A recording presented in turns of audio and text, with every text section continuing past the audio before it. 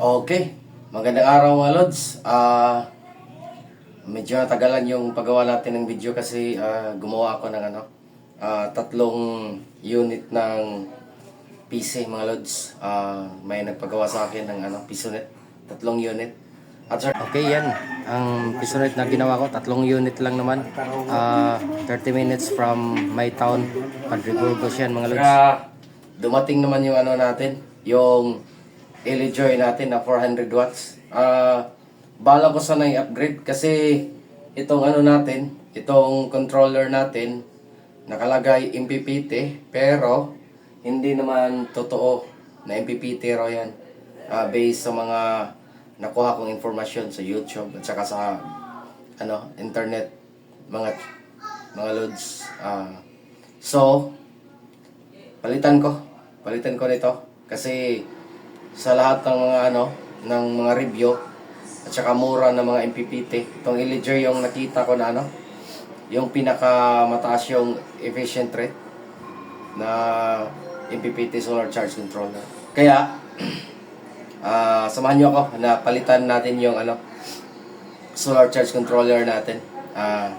Siguro time na siguro na lagyan na natin ng MPPT. Pero bago yan, kunin muna natin yung efficiency ng lumang charge controller natin kumpara dito sa LG. Kung gaano ba talaga kalakas kumuha. Kumpara natin kung malakas ba talaga yung LG kumpara dito sa natin, yung lumang solar charge controller, mga loads. Pero bago yan, kasi hindi tayo makakuha ngayon or makaharvest kasi gabi ngayon sa amin, alas 6 ng gabi. So, bala ko muna maglagay muna ng safety devices like ito, dumating. Kahit tama pa yung pagkalagay ng breaker natin, tama yung mga wirings, tama lahat, hindi natin masisiguro na walang aberya or kaya hindi magkakaroon ng sabihin na natin like dun sa mga balita na susunog. Kasi sabihin lang natin, okay yung mga breakers, wires natin, yung sizes ng breakers at saka wires, pero malay natin doon sa ilalim pala ng wires may putol. Malay natin yung baterya pala natin biglang sabihin natin sasabog or magka-aberya kasi hindi natin alam. O kaya yung inverter natin kaya baka halimbawa doon sa taas baka kagatin ng ng daga. So mas minabuti kong bumili ng ito. Maganda rin to, smoke detector. Malakas din yung malakas yun. Yan malakas din yung tunog. Maganda mga lods. Kaya lagay ko to sa taas.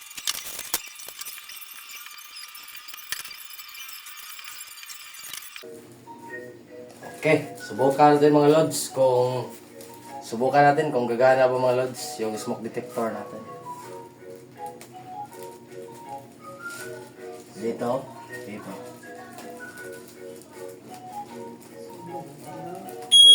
Yun. Gumana.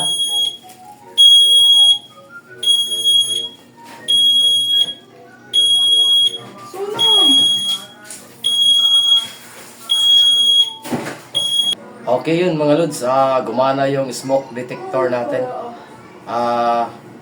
Pag may sabihin na natin may apoy, may usok, mag-a-alarm siya at malakas din. Siguro aabot doon sa kwarto namin. Pero paano na yung smoke detector kung hindi mo naman maapula yung apoy?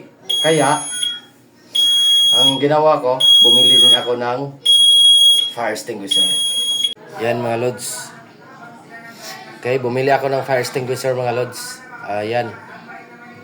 Diyan ko nilagay bago pumapasok diyan sa diyan. Para kung may sabihin na natin may aberya diyan, mas madali natin makuha. Pero sana naman hindi to magamit natin yung fire extinguisher natin. Mas matutuwa pa ako na mag-expire to kaysa magagamit natin mga lods. Okay. Started tayo ngayon mga lods sa umaga. Bago natin palitan yung ano natin, yung solar charge controller natin na ang nakalagay MPPT. Pero daming nagsasabi niyan na hindi raw yan totoong MPPT mga lods. So subukan natin yung totoong MPPT. Itong Elejoy. Yan. Elejoy.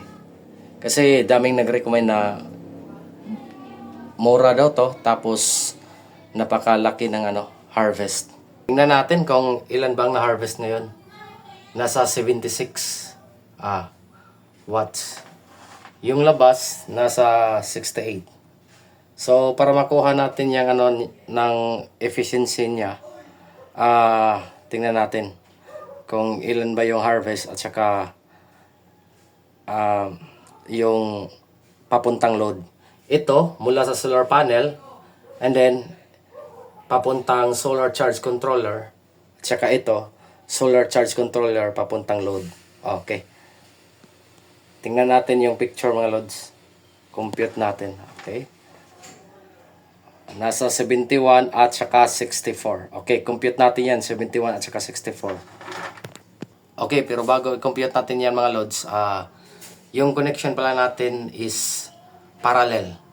Dalawang 200 na solar panel and then parallel natin papunta dyan. Papunta dito sa ECC natin. Nakaparallel to ha. Okay, compute natin 71 at saka 64. Ilan ba ang pagka-efficient niya, efficiency rate na niya? 64 divided by 71. Okay. Nasa 64 divided by 71. Okay. Nasa 0.9001. So, since percent ang hinahanap natin, times 100. Yun. Nasa 90.14 yung percentage niya, efficiency rate niya. Ito yung output. Ito yung solar panel.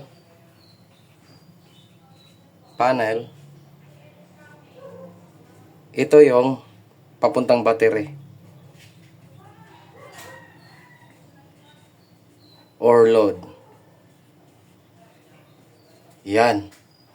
Nasa 90%. 90% gamit yung ECC natin na MPPT raw. Okay. Pero sabi nila hindi. Hindi raw yan true MPPT. Okay. So, nasa 90%. Yan o. Okay. So, subukan natin yung Elejoy. Mga lods. Elejoy na naman yung kuna natin ng efficiency rate. Palitan natin yan.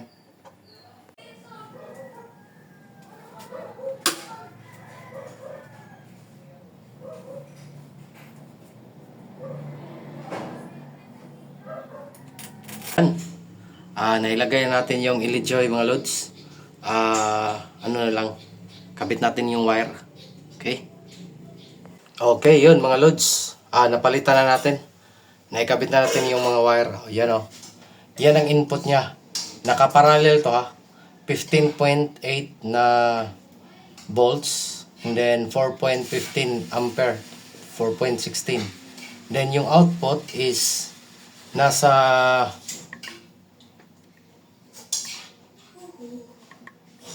14.4. Then 4.7 ampere. Okay. Try natin i-series yan mga lods. Tanggalin natin yung tanggalin natin yung nakaparallel doon sa itaas.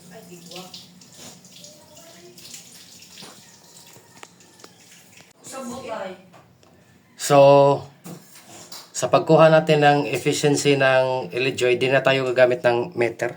Kasi halos magkatulad lang naman sila. Oh. Yung output is 14.5, 13 volts, 13.4. Dito, ganun pa rin. 4.5 yung ampere, and then yung voltahe is 13.4 voltage. Magkasing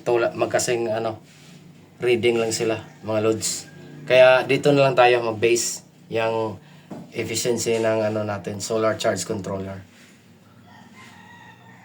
Mga loads, naka-series na. Yan yung input voltage niya is 32.4, and then yung amperahe niya is 4.5, and then yung output voltage niya is 13.8, and then ampere niya is nasa 10.5. So ito yung na-harvest niya, 140 watts. Makulimlim ngayon at saka maulan pa. Kaya maganda talaga pag naka series. Tingnan natin mamaya kung iinit, kung ilang wattage yung ma-harvest niya, mga loads. Kasi napakaulan ngayon. Hindi masyadong malakas yung sikat ng araw. Pero dati, pag ganito, hindi aabot ng 100. Nasa 60 lang kadalasan.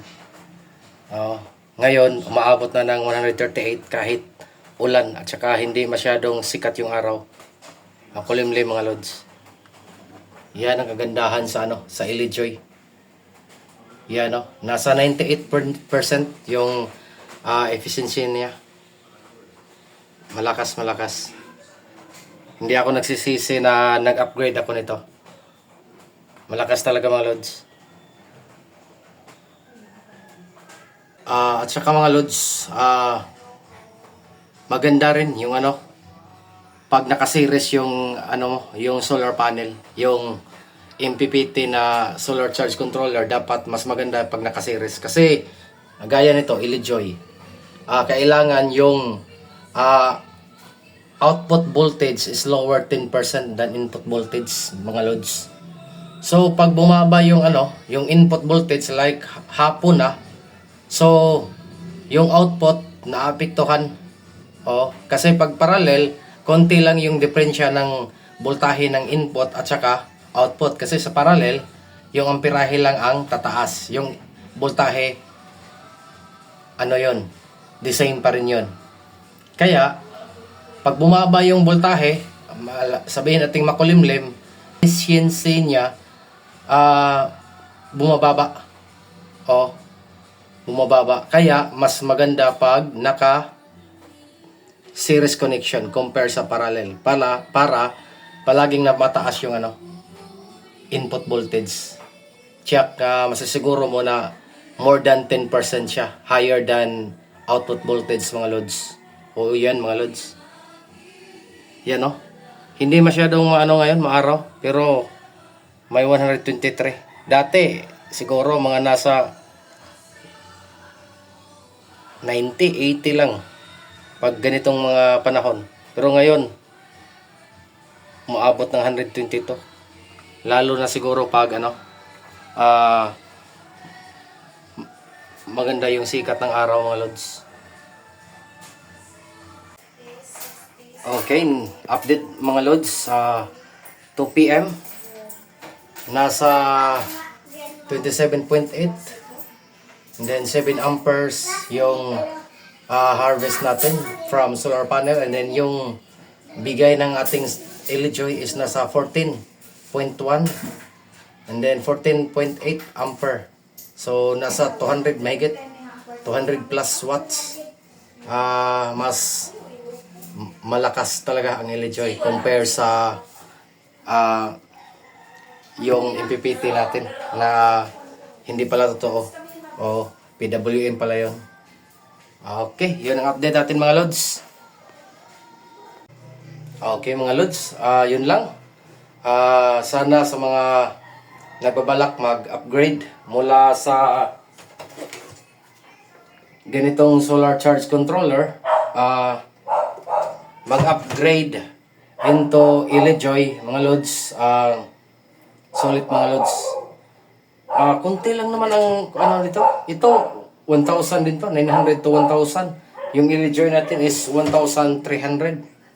Pero malaki yung diferensya nila sa harvest. Kaya napakasulit mga lods. Okay. Sana naman paki-share at saka like naman. Tsaka subscribe ng channel natin. Medyo natagalan ako kasi nag-assemble ako ng 3 unit ng pang pisonet.